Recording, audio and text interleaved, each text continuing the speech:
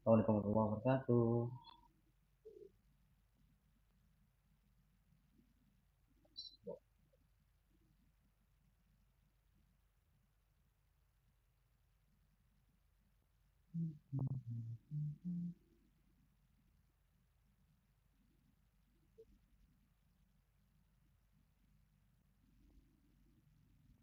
Assalamualaikum warahmatullahi wabarakatuh. Saya mau jawab beberapa pertanyaan yang ada di YouTube saya.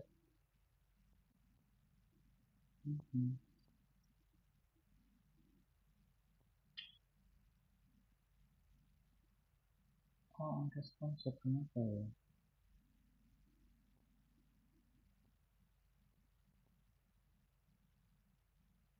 Oke, terutama untuk kasus stroke.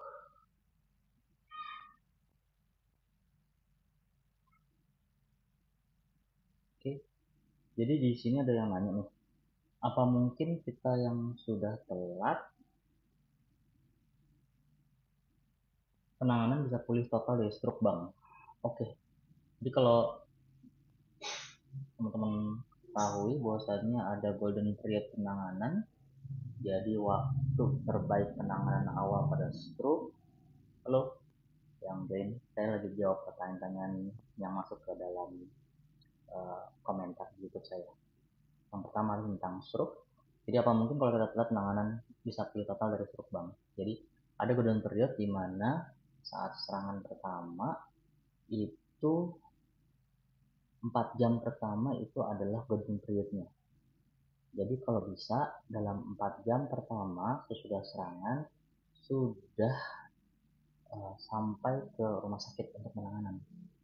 Ya, itu penting karena uh, bahkan bisa jadi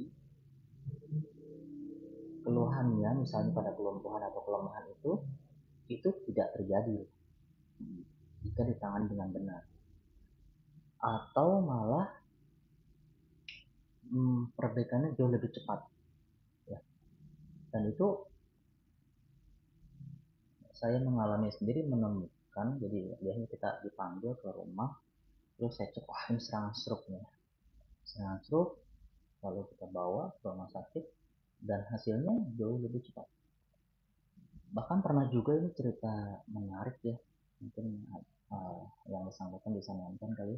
Jadi suatu hari saya datang ke rumah pasien, entah kenapa saya tiba-tiba ingin ke rumah beliau, lalu saya datang dan saya bawa oleh-oleh. Terus saya bilang saya mau ke sana, tapi saya nggak mau turun, sama mau di pagar aja. Saat beliau keluar, saya lihat kok tampilan seperti ini ya, ya tampak stroke seperti itu. Sampai akhirnya saya bilang, Pak, silakan masuk ke mobil saya. Ya, dia kaget kenapa gitu kan, dan saya ngomong ke keluarganya, istrinya, saya bilang kita ke rumah sakit sekarang. Istrinya kaget kenapa, memang ada apa gitu kan, ternyata itu sekarang stroke dan saya bawa. Akhirnya beliau dirawat dan memang stroke, tapi alhamdulillah sekarang jauh lebih baik ya.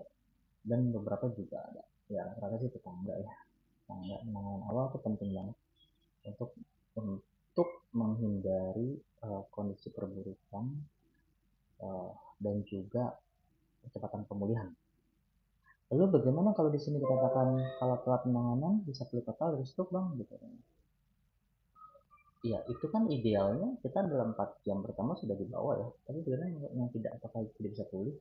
Oke, secara teori dan sampai sekarang saya meyakini teori itu bahwasanya plastisitas plastisitas di otak, artinya reorganisasi di otak itu terus terjadi ya, terus terjadi, dan itu enggak melihat waktu ya dan usia ya. Kita banyak kok misalnya sudah dari 40 tahun baru belajar naik motor mungkin ya, atau belajar bawa mobil mungkin ya, itu uh, apa bisa jadi terjadi reorganisasi otak ya. Itu tidak, itu contohnya ya.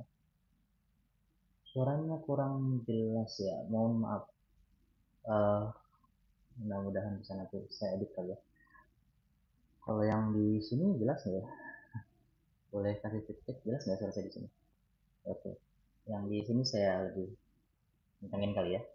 Ya, jadi intinya maupun dia telat tanda kutip, kita harus optimis bahwasanya reorganisasi saraf di otak itu tetap terjadi gitu.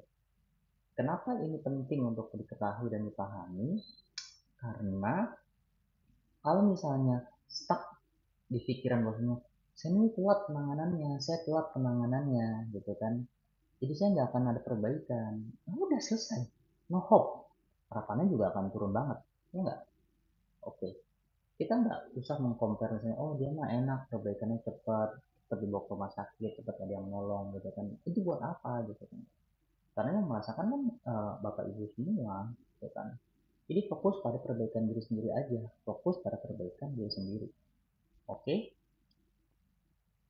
Nah, ada lagi nggak? Coba. Ada lagi nih dari Agusti Jo 7G. Maaf dok, yang saya temukan orang stroke yang baru pulang dari rumah sakit kondisinya tidak bisa tidur dan badannya terasa linu, sakit dan pegal. Bagaimana dok solusinya? Oke, ini ada beberapa poin. Pertama, nggak bisa tidur. Ya, nggak bisa tidur pada orang stroke seringkali memang karena di setting yang rumah sakit ya, seringkali tuh siangnya tidur malamnya bangun. Ya, siangnya tidur ngantuk malamnya mulai karena udah tidur cukup gitu kan. Ya. Terus badan terasa linu, sakit. Seperti halnya kita tiduran terus, uh, itu akan pegel-pegel semua tuh. Ya apalagi pasien stroke yang bed restnya lama, ya ya seminggu, kalau ada perdarahan minimum 2 minggu itu pada sakit. Atau memang sakit karena gangguan saraf pusat, itu juga sakit. Ya ada nyeri kena pasca stroke itu juga sakit. Bagaimana solusinya? Kalau sudah aman pastinya harus dibawa keluar siang-siang, harus dibuka.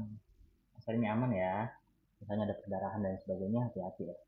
Oke, terus posisinya nggak boleh telentang terus, harus dimiring-miringin kanan kiri bergantian. Paling lama uh, 2 jam ya, 2 jam harus diganti posisi seperti itu. Kalau misalnya sumber dayanya ada, keluarganya banyak ya 1 jam ya dipindahin. Lalu mulai juga melakukan latihan-latihan, dari mulai latihan pasif. Dan latihan pasif itu penting. Kalau teman-teman butuh uh, informasi tentang latihan pasif dan bagaimana caranya, kita cek di channel saya, ada latihan pasif. Caranya bagaimana caranya biar benar dan juga aman ya. Penting untuk latihan pasif, penting banget. Dan itu peran di keluarga yang sangat kita apa ya harapkan ya, berhubungan dengan tadi fasilitas gitu kan.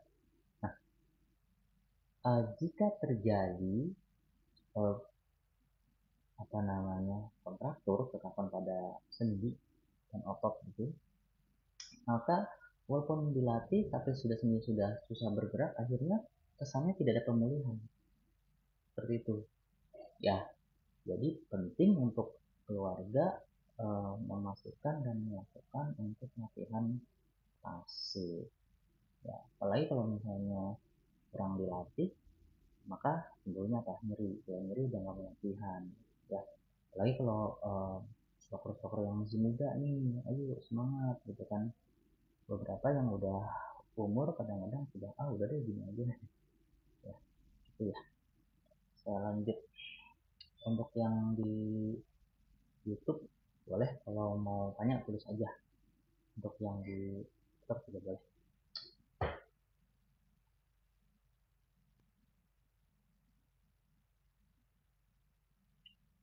Ini ada hubungannya lagi nih, stroke di sebelah kiri dan terlambat penanganan, bagaimana caranya biar bisa pulih total? Nah sama, pertanyaannya sama, berproses, tetap berproses, lakukan proses latihannya, kontrol pola makannya ya, berproses. Oh iya, uh, saya sangat menyarankan untuk teman-teman stroker gitu bapak ibu yang minta stroke untuk merubah setting setting pikiran tentang latihan. Ya, jadi kalau misalnya melakukan latihan tanda kutip cuma karena wah ini kan saya stroke ya makanya saya harus latihan gitu, itu berbeda banget dibandingkan dengan jika latihan karena memang kebutuhan untuk sehat. Sejujurnya saya pribadi masih latihan, latihan exercise maksudnya, exercise dengan atau tanpa keluhan. Nah, itu jadikan exercise itu kayak seharian saja yang tidak dilakukan gitu ya. Saya tenangin dengan, aduh saya mau sampai kapan latihan terus ya, enggak kayak gitu, tanda kutip enggak kayak gitu, enggak kayak gitu. Kita juga tanda kutip yang nauzubillah ya, tidak stroke juga tetap itu exercise, tetap exercise. Ada lagi, ini juga ada, Pak mau tanya stroke 4 bulan sudah bisa jalan, tapi di kaki seperti ada yang mengganjal. Saya sih nggak paham maksudnya mengganjal apa yang lebih detail seperti apa. Tapi ini saya boleh gambarkan secara umum, pada kondisi stroke seringkali terjadi spastik di engkelnya. Jadi ini aku gitu ya, itu spastik sehingga mungkin kesannya mengganjal ya. Maka treatmentnya adalah inhibisi spastik, turunkan spastiknya. Dengan spastiknya, kalau misalnya dia di engkel, penanganannya bukan cuma engkelnya saja, karena kalau misalnya kita paksa dia naik ke atas, yang ada malah ngelawan balik gitu ya. Ya ada caranya, ada, coba cek deh kalau video tentang menurunkan spastik di engkel ya, mulai dari tekuk lututnya, tekuk pahanya, lalu diputar pinggangnya, itu bisa menurunkan spastik.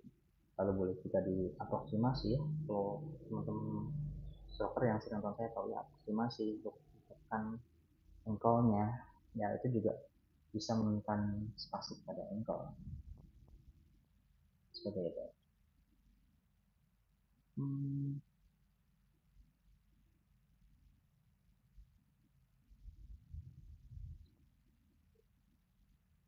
Pak kalau ada lagi nih Pak, kalau kepala penderita stroke kayak oleng kayak orang mabuk obatnya apa? Oke, kondisi oleng tanda kutip ke orang mabuk pada stroke memang sering kali terjadi ya, karena memang kasusnya ada kasus saraf pusat ya.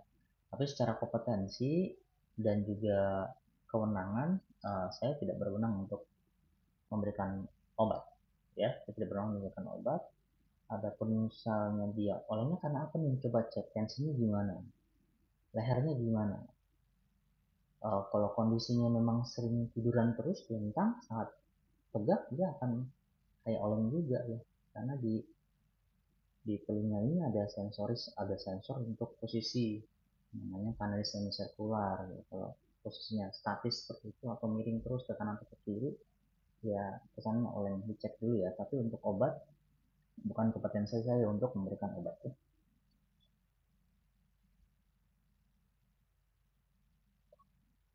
Kak, kalau mau merubah jalan yang kaku pas jalan lutut nekuk ke belakang gimana? Ini pasca stroke. Oke, eh, pola jalan yang kakinya melengkung ke belakang atau kita bilang hiperekstensi memang sering terjadi. Nah, ada beberapa evaluasinya. Pertama adalah saat mulai belajar standing balance, saat mulai belajar berdiri. Nah, kita mundur sedikit ya, mudah-mudahan di sini ada yang baru mulai belajar berdiri. Saat mulai belajar berdiri, tolong jangan disetting di otaknya atau disuruh untuk tegak tanda kutip sampai kakinya melengkung ke belakang. Itu bukan tegak, salah ya. Biasanya kalau keluarga boleh cek juga untuk posisi di tengah, bukan ke belakang ya, jadi flat gitu. Ini kalau lutut dia jelek ke belakang gitu ya, seperti itu. Nah, fisioterapis juga harus melatih untuk mengenalkan posisi tengah. Ini tengahnya, jangan ke belakang. Kalau di belakang kepilih lagi. Nah, kalau akhirnya udah terlanjur, ya dilatih untuk ke arah tengah. Banyak caranya, bisa pakai pakai resisten band atau pakai pasti dipegang untuk mengenalkan dulu. Oke, ini tengahnya seperti ini, berulang-ulang. Ada caranya. Dan juga latihan aktivasi otot sekitar. Ya. Tapi yang pertama kali itu memahami dulu di sininya bahwasanya saya harus di tengah. bukan dikunci ke belakang. Tegak itu bukan dikunci ke belakang. Kalau dikunci ke belakang nanti saat stepping atau melangkah susah karena sudah kekunci, dia nggak susah menekuk ya. Dan normalnya juga kita berdiri itu tidak melengkung ke belakang.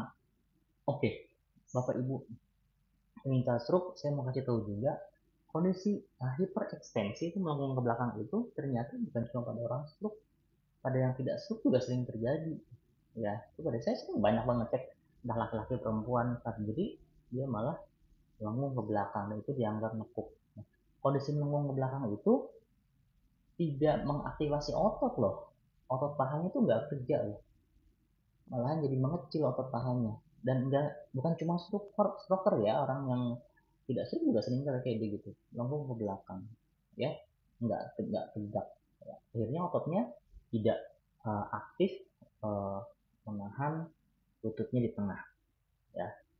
Ada efeknya lagi, ada kalau misalnya enggak di tengah atau di ke belakang, maka ligamen atau jaringan ikatan juga akan ke ulu terus, terutama yang ligamen posterior ya, posterior posterior. Dan juga ada penekanan di lutut berlebih di satu sisi, akhirnya jadi sakit lutut macam ya. Ini ada satu lagi, masih kita masih ada waktu sedikit. Apa stroke jika sudah 1 tahun lebih menetap tidak bisa terjaga lagi? Amal pertanyaannya. Oke, gak usah fokus ke 1 tahun, 2 tahun, 3 tahun dan sebagainya. Berproses aja, berproses. Terus kalau misalnya ada yang state, ada yang bilang gini, udah ini mau nggak akan balik lagi. Ini mau udah setahun nggak akan ada pemulihan. Terus kita mau diam saja gitu, mau ya udahlah udah setahun, udahlah gini aja. Enggak, kalau saya tidak. Kalau saya tidak. Ada tanya lagi, iya masa mau praktik terus? Enggak juga, bukan berarti harus datang ke terapis terus. Coba lakukan home program ya, home program latihan-latihan di rumah. Nah, lagi-lagi di setting di otaknya latihan itu bukan cuma karena stroke atau bukan stroke, latihan itu kebutuhan semua orang butuh latihan. Exercise itu sakit atau tidak sakit itu dibutuhkan ya.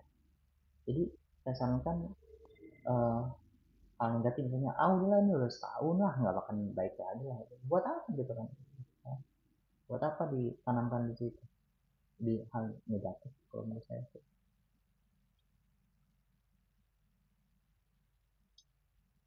Ini ada lagi mau tanya, kalau satu stroke dan kalau udah pulih apakah kaki terasa enteng ringan? Saya kena stroke udah 2 tahun tapi kok kaki malah terasa berat sedangkan tangan cepat pulihnya. Oke, tangan kaki yang makin berat seringkali ranging yang saya tahu adalah cara latihannya salah ya, cara latihannya salah dan seringkali latihannya malah merangsang spastik ya. Pahami dulu, paham bagaimana spastik terjadi, bagaimana biar nggak spastik, bagaimana latihan yang aman dan juga bermanfaat ya. Seperti itu. Kalau misalnya ditanyakan dulu terapisnya ya, mungkin banyak di video dan sebagainya, nggak semuanya tepat gitu ya dikonfirmasikan dan dipahami. Saya pernah bikin video tentang apa itu yang sifatnya edukasi gitu ya, malah komennya tangan teori doang gitu kan. Lah, kalau nggak tahu teorinya gimana cara melakukannya ya. Yang penting prakteknya. Nah, prakteknya gimana? Praktek aja masing-masing berbeda ya. Yang pertama paham dulu teorinya kayak gitu. Coba belajar untuk memahami kondisinya ya. hmm,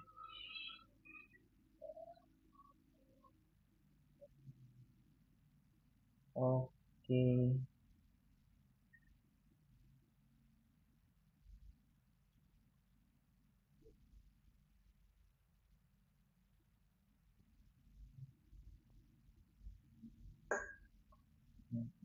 Saya rasa yang detail banget tentang stroke itu ya, yang lainnya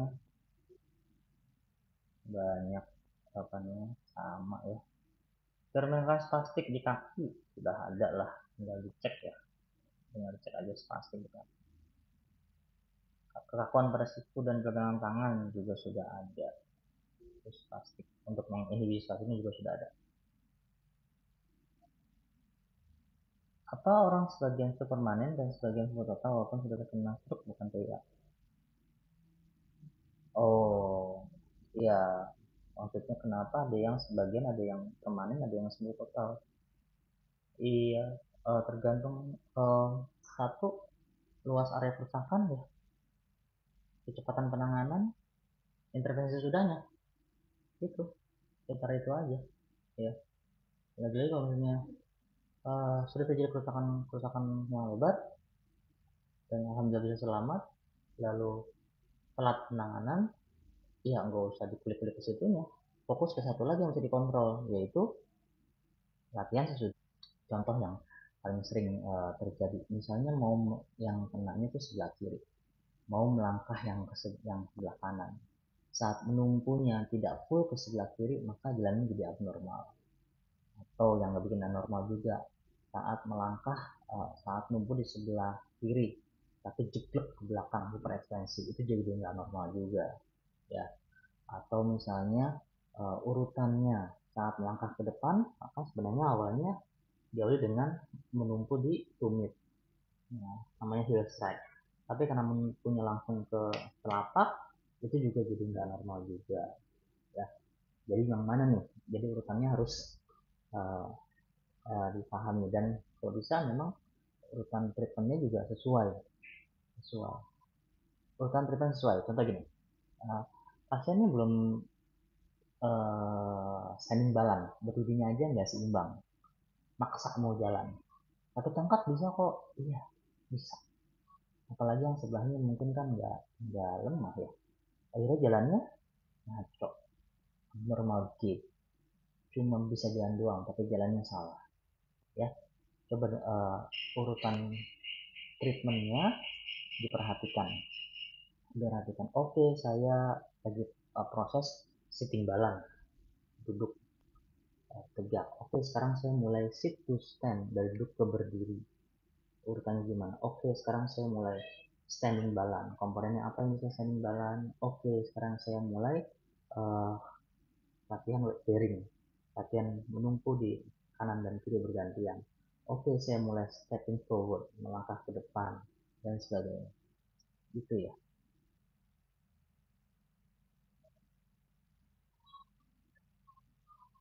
Oh, ini ada komen. Pokoknya kalau orang sakit, caranya orang apa aja jalanin. Semangat Pak, semoga pulih kembali. Iya, ini juga ya, ini juga yang terjadi, juga yang sering terjadi, banyak yang eh, saudara-saudara kita gitu yang stroke, di informasi ke sini ke sana, dan semua rata-rata dijanjikan ya, dijanjikan sembuh supaya datang makan maaf dengan mahar sekian langsung sembuh gitu kan, rata-rata banyak seperti itu. Iya,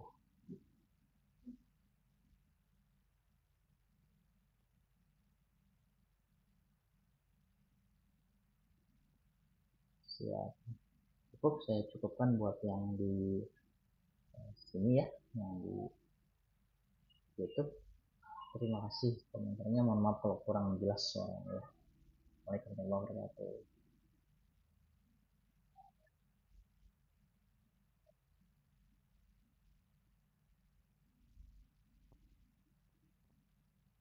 Oh, ada siapa ini? Ada Ahmad, ada Ica, ada Kak Riza, ada Tuhan, ada Mulia Ningsih. Kabar?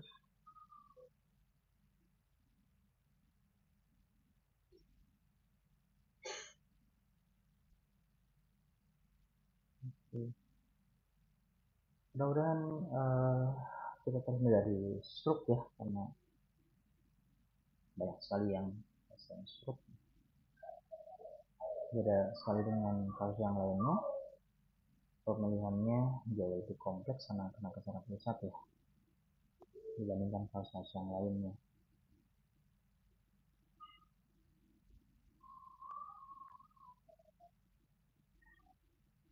Oh, Pak Dharma, selamat bergabung.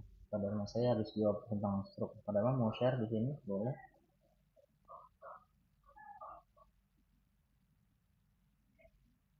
Kemudian saya selamat bergabung.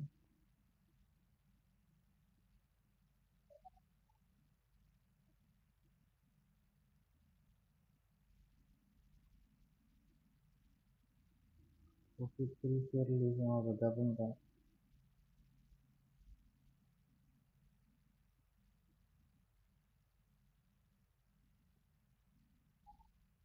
Iya.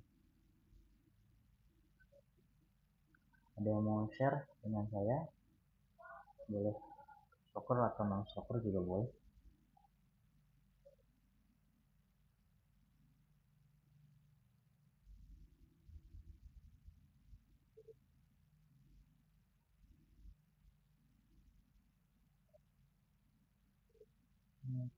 Oke, sebentar ya. Saya share ini.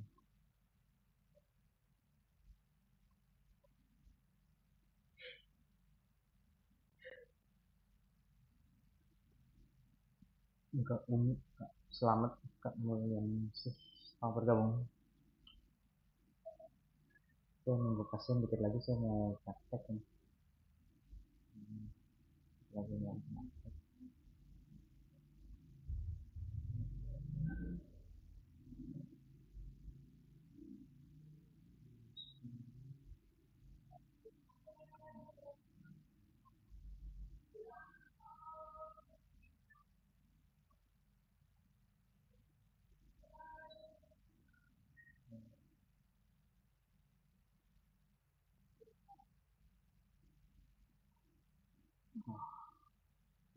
oke.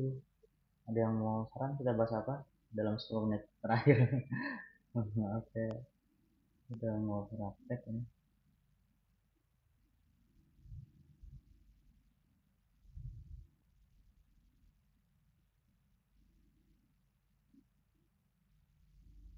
Kayu lihat sih, ini rapid masa bukan sampah saja.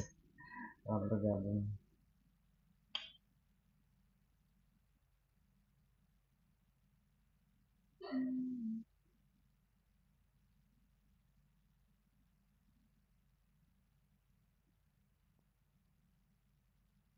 Tadi saya habis bahas tentang stroke, kepantaman tentang stroke di eh, yang masuk di YouTube saya.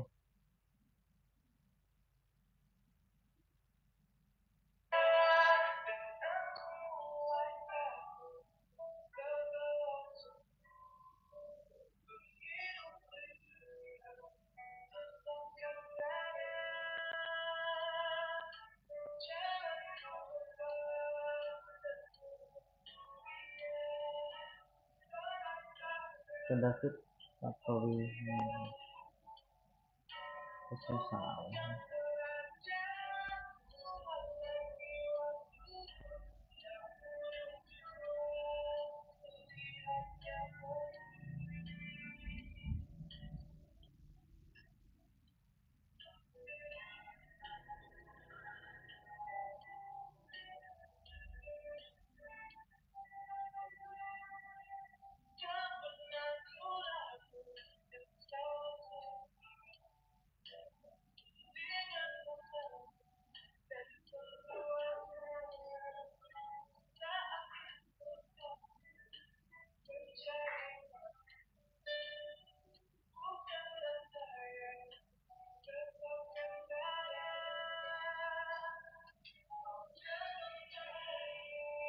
Oke, kalau tidak ada yang share mungkin saya cukupkan ya.